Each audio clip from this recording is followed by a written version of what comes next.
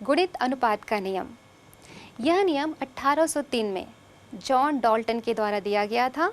इस नियम के अनुसार जब दो तत्व A और B आपस में संयोग कर एक से अधिक यौगिक बनाते हैं तो B का भार, जो कि A के निश्चित भारों के साथ संयोजित होता है, पूर्णांक के अनुपात में होता है। बच्चों, आइए अब देखें गुणित या बहुल अनुपात का नियम। गुणित और बहुल अनुपात के नियम में जैसे कि कहा गया है कि हमने दो तत्व माना A और B हैं। तो दो तत्व में हमने उसके लिए उदाहरण ले लिया, एक हाइड्रोजन लिया और एक ऑक्सीजन लिया।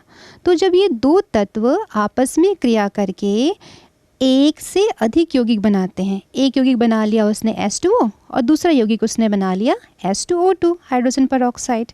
ठीक है, तो जब ये एक से अधिक यौगिक बनाते हैं तो हम देखते हैं कि ये जो यौगिक जो तत्व B है, तत्व यहाँ पे जैसे हमने लिया हुआ है ऑक्सीजन, B हमने ऑक्सीजन को माना है, तो ऑक्सीजन जो है वो क्या कर रहा है, पहले तत्व यानी हाइड्रोजन के एक निश्चित अनुपात के साथ संयोग कर रहा है।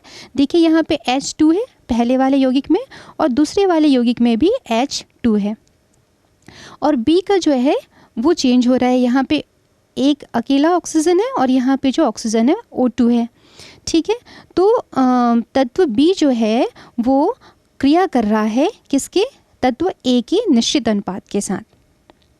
तो हम क्या देखते हैं कि तत्व B जो है वो भी एक सरल अनुपात में ही प्राप्त होता है।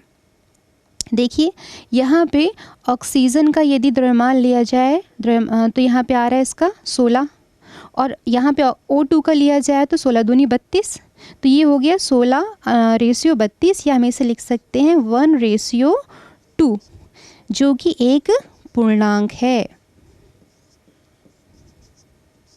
और गुणित अनुपात का नियम कहता है कि जब दो तत्व A तथा B संयोजित होकर एक से अधिक यौगिक बनाते हैं तो B के भार जिसे हम द्रव्यमान भी कहते हैं, जो A के निश्चित अनुपात के साथ संयोजित होते हैं, क्या होते हैं, पूर्णांक में होते हैं।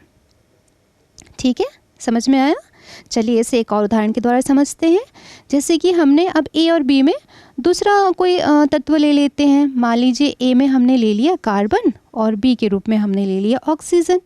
ठीक है, अब दोनों तत्व आपस में क्रिया करेंगे और एक से अधिक यौगिक बनाएंगे। जैसे कि क्या बनाते हैं, ये बना लेते हैं कार्बन मोनोऑक्साइड और क्या बना लेते हैं, कार्बन डाइऑक्साइड। तो यहाँ पे देखिए कार्बन की तत्व कार्बन जो है वो तो दोनों में ही एक है, उसका द्रव्यमान जो है समान है। ऑक्सीजन यहाँ पे एक ऑक्सीजन, यहाँ पे ऑक्सीजन का परमाणु यहाँ पे एक है, यहाँ पे 2 परमाणु यूज़ हुआ है। तो अब देखिए यहाँ पे इनका रेशियो क्या होगा। यहाँ पे ये हो रहा है ऑक्सीजन का, यहाँ पे हम लिखेंगे द्रव्यमान भार जो है 16 है और यहाँ पे इसका कितना है 32 है, 16:32 या हम इसे लिख सकते हैं 1:2, जो कि क्या है, पूर्णांक है। तो अब समझ में आया कि गुणित या बहुल अनुपात का नियम।